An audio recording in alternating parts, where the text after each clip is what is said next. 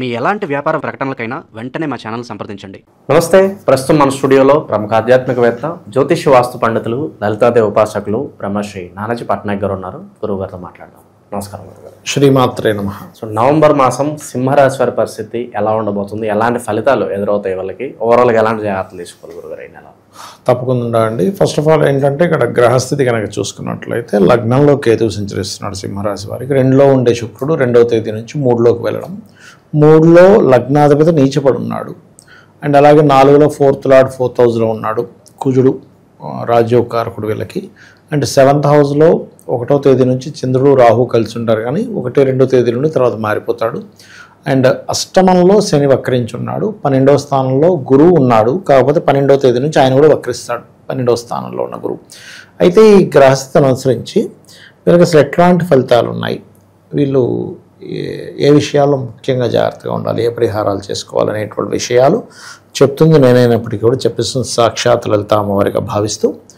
First of all కేతువు ఎప్పుడైతే లగ్నంలో ఉన్నాడో ఇది కొంచెం వైరాగ్యాన్ని, ఇది ఏమిటి అసలు ఏం చేస్తున్నా ఏంటి ఇలా ఉంది అనే ఒక ఫీలింగ్ని ఇస్తూ ఉంటుంది, భక్తి యోగాన్ని ఇస్తూ ఉంటుంది, వైరాగ్యాన్ని ఇస్తూ ఉంటుంది. అయితే ఎప్పుడైతే లగ్నాధిపతి 3లో ఉన్నాడో, 3లో ఉండే లగ్నాధిపతి 2వ తేదీ నుంచి ఎప్పుడైతే శుక్రుడు వచ్చి కలుస్తాడో నీచభంగ రాజయోగం పొందుతాడు.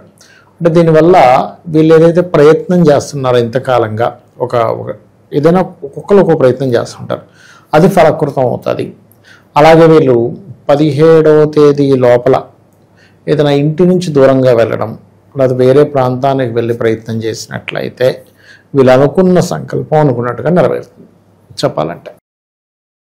అట్లాగే కొంచెం అంటే ఈ 2వ తేదీ లోపల మాత్రం వీళ్ళు, అంటే నవంబర్ 2 లోపల మాత్రం వీరు ఎవరితోనైనా ఏదైనా కమ్యూనికేట్ చేసేటప్పుడు, రాతకోతలు మాట్లాడేటప్పుడు, ముఖ్యంగా గవర్నమెంట్ వ్యక్తులతో, తండ్రి సమానులతో ఎవరితోనైనా మాట్లాడేటప్పుడు చాలా జాగ్రత్తగా ఉండాలి సింహం వారు. ఇక 4వ స్థానాధిపతి 4లో ఉన్నందుకు ఎప్పటి నుంచో ఒక ఫ్యాక్టరీ పెడదాం అనుకున్నారు, లేకపోతే ఒక ల్యాండ్ రిలేటెడ్ సంబంధించినవి, ఇట్లాంటివి కొంతవరకు మూమెంట్ ఉంటుంది, కానీ కొంచెం ఆటంకాలుగా ఉంటుంది ఆ మూమెంట్ కూడా. ఎందుకంటే లగ్నంలో కేతు ఉన్నాడు కదా, లగ్నంలో ఉండే కేతు ఎప్పుడు ఏం చేస్తాడంటే అప్పుడే ఉత్సాహం, మళ్ళీ అప్పుడే వైరాగ్యం, వద్దులే అని, మళ్ళీ అప్పుడే లేదు మనం ఏదో చేయాలి లేకపోతే కుదరదులే అనే ఒక ఫీలింగ్ కలగడం, మళ్ళీ వెంటనే వైరాగ్యం రావడం, ఇలాంటివి ఇస్తూ ఉంటాడు. కాబట్టి లగ్నంలో ఉండే కేతువు యొక్క ప్రభావం తగ్గాలి వీళ్ళకి అంటే ఉదయం నిద్ర లేచిన వెంటనే కాస్త మెడిటేషన్ చేస్తూ ఉండాలి. చేస్తూ ఉన్నట్లయితే ఖచ్చితంగా బాగుంటుంది. అలాగే విదేశాల్లో ఉండే వారిని ఎవరినైనా వివాహం చేసుకోవాలనే ప్రయత్నం ఫలిస్తుంది. అది కూడా ఎప్పట్లో 12వ తేదీ 13వ తేదీ లోపల ఎక్కువగా ఫలిస్తుంది. ఎందుకంటే 12, 13 దాటితే మళ్ళీ గురువు వక్రిస్తాడు కదా. అయితే వక్రించిన తర్వాత మాత్రం వీళ్ళ ఆలోచనలన్నీ కూడా ఏదైనా వ్యాపారం చేయాలి, ఈ జాబులు చేసుకుంటూ కూర్చుంటే కాదు, సంథింగ్ వ్యాపారం చేయాలి అనే ఆలోచన ఎక్కువగా పెరుగుతూ ఉంటుంది వీరికి. అలాగే వీళ్ళకి హెల్త్ పాయింట్ ఆఫ్ వ్యూ కనుక తీసుకుంటే కొంచెం ఈ భుజాలు పెయిన్ రావడము, కొంచెం నడుము నొప్పి, కడుపులో కొంచెం గ్యాస్ట్రిక్గా ఉండడం, ఇట్లాంటివి కొంచెం ఇస్తూ ఉంటుంది. అయితే వీళ్ళకి వివాహ సంబంధాలు చూసుకునేవారు కూడా వీలైనంత మట్టుకు 1, 2, 29, 30 తేదీలు అవాయిడ్ చేయాలి. అలాగే విదేశీ సంబంధాలు కుదురుతాయి. చాలామంది చూడండి, వాళ్ళకి ఏమవుతుందంటే వాళ్ళ పర్సనల్ చాట్లో విదేశీ యోగాలు ఉంటాయి, వీళ్ళేమో ఇండియా వెతుకుతూ ఉంటారు. చాలామంది ఇప్పుడు కొన్ని జాతకాలు వస్తుంటాయి కదా, ఏమంటే మా అబ్బాయికి పెళ్ళి అవ్వట్లేదు, అమ్మాయికి పెళ్ళి అవ్వట్లేదు, అమ్మ విదేశీ యోగం ఉందమ్మా అంటే మా అమ్మాయి విదేశాలు వెళ్ళనంటుందండి అంట. ఇంకా నేనేం చెప్తానంటే ఇప్పుడు మీరు మీ జాతకంలో ఏది ఉందో దానికి కట్టుబడి ఉంటూ దాన్ని యాక్సెప్ట్ చేయాలి. ఎందుకంటే మీ పూర్వజన్మ కర్మ బట్టే వచ్చింది. ఇప్పుడు మీరు ఒక ఎగ్జామ్ రాశారు, ఇన్ని మార్క్స్ వచ్చాయంటే అన్ని మార్క్స్ని యాక్సెప్ట్ చేయాల్సింది తప్పదు. ఇంకా అక్కడ లేదు నాకు తక్కువ కావాలి ఎక్కువ కావాలంటే కుదరదు. అక్కడ మన ముఖము ఎలా అయితే మన ఫేస్ దాన్ని యాక్సెప్ట్ చేస్తాం. ఇలా ఇంకోలా ఉండాలనుకుంటే అది ఎట్లాగో ప్రతిదీ కూడా వాళ్ళ పర్సనల్ చాట్లో కనుక విదేశీ సంబంధాలే కుదురుతాయని కూడా అవే కుదురుతాయి, లేదు బంధువర్గం అవే కుదురుతాయి, అట్లా అనమాట అది. సో ఏదైనా కానీ కొంచెం విదేశీ సంబంధాలు ట్రై చేసుకోవడమే చాలా మంచిది చెప్పాలంటే. అయితే కొంతమందికి భయం ఉంటుంది, అమ్మ దూరంగా పంపిస్తే ఎలాగా, అలాంటప్పుడు కొంచెం దుర్గానామాన్ని స్మరిస్తే కొంచెం వీళ్ళకి కొంచెం మూమెంట్ అనేది బాగుంటుంది కూడా చెప్పాలంటే. సినీ రాజకీయ ప్రముఖులకు ఎలా ఉంటుంది సార్? సినీ రాజకీయ ప్రముఖుల కంటే ఇక్కడ ఒకటేనండి, పంచమాధిపతి ఉచ్చ స్థానంలో ఉన్నాడు. సో అది ఒక రకంగా మంచిదని చెప్పుకోవాలి. ఈ పంచమాధిపతి ఉచ్చ స్థానంలో ఉన్నందుకు ప్రేమ సంబంధము, క్రియేటివ్ సంబంధం రెండూ ఉంటాయి. అందులో గురువు ఉచ్చ స్థానంలో ఉన్నందుకు సింహం వారికి ఏదైనా స్పిరిచువల్ రిలేటెడ్ మూవీస్ ఉంటాయి, ఇప్పుడు మిరాయి వచ్చింది, అట్లా కొన్ని ఏవైతే ఉంటాయో అలాంటివి, అన్నమయ్య, రామదాస్ ఇలాంటి మూవీస్ ఉంటాయి చూసారా, అలాంటి ఏదైనా స్పిరిచువల్ రిలేటెడ్ సంబంధించిన ప్రయత్నం చేసేటువంటి వారికి చాలా బాగుంటుంది చెప్పాలంటే. సో ఆభరణాలు ఏమన్నా దొంగలు పాలే అవకాశాలు కానీ, పెట్టింది మర్చిపోవడం, ఏదన్నా విలువైన ప్రాపర్టీస్ అన్న కోల్పోయే అవకాశాలు కనిపిస్తుంది.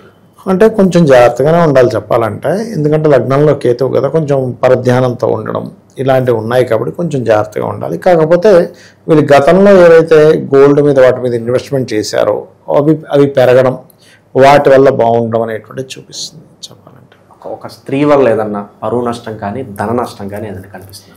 పరువు నష్టం అంటే ఒకటేనండి, కొన్ని మిస్కమ్యూనికేషన్స్ అయ్యే ఛాన్సెస్ ఉన్నాయి. ఎందుకంటే సింహం వారికి 2వ స్థానంలో ఆ యొక్క శుక్రుడు నీచంలో ఉన్నాడు కాబట్టి కుటుంబ సభ్యులలో, కుటుంబీకుల మూలంగా, ఒక స్త్రీ మూలంగా ఎవరైనా కుటుంబ సభ్యులు ప్రేరేపితం అవ్వడం, కొంతమంది చూడండి వచ్చేదో చెప్తూ ఉంటారు ఇంట్లో ఉండే ఆడవాళ్ళకి, దానివల్ల వీళ్ళు పాపం ముందు వెనక చూడకుండా, ఇది కరెక్టా కాదో చూడకుండా కూడా వీళ్ళు కొంచెం ఇంట్లో వాళ్ళతో కొన్ని గొడవలు జరుగుతుంటాయి. కాబట్టి మొదటి 1-2 రోజులు కొంత జాగ్రత్తగా ఉండాలి.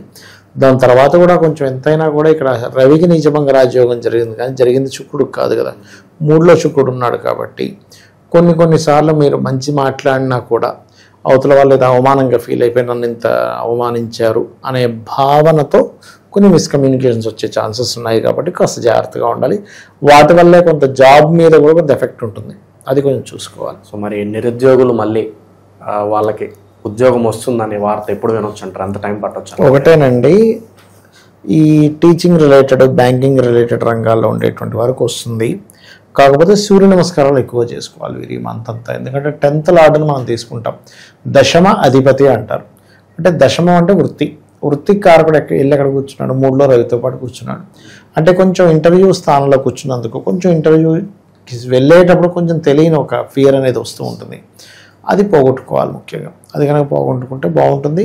ఇంకోటి ఉద్యోగరీత్యా కొంచెం ఉన్న ప్రాంతం కాకుండా వేరే ప్రాంతాలకు వెళ్తే బాగుంటుంది. ఉద్యోగరీత్యా ప్లేస్ మారాలి, ఎందుకంటే దశమాధిపతి 3లో ఉన్నాడు కదా, అంటే మీరు ఉన్న లోకలు ఉన్న ఇంటికి దగ్గరలో ఉండేది అలా కాకుండా కొంచెం లాంగ్ వేరే రాష్ట్రం అనుకోండి, అలాగనే ట్రై చేస్తే ఖచ్చితంగా వస్తుంది. ఇక విశేషంగా ఎలాంటి పరిహారాలు బాగుంటాయి అంటారు? నరదిష్టి లాంటివి ఏమైనా ఉంటే కూడా దానికి కూడా ఏదన్నా పరిహారాలు చెప్పండి. ఒకటేనండి, వీరికి కాకుండా వీరి జీవిత భాగస్వామికి నరఘోష వచ్చే ఛాన్సెస్ ఎక్కువగా ఉన్నాయి, ఎందుకంటే సప్తమంలో రాహు ఉంటూ శని వక్రించాడు కాబట్టి.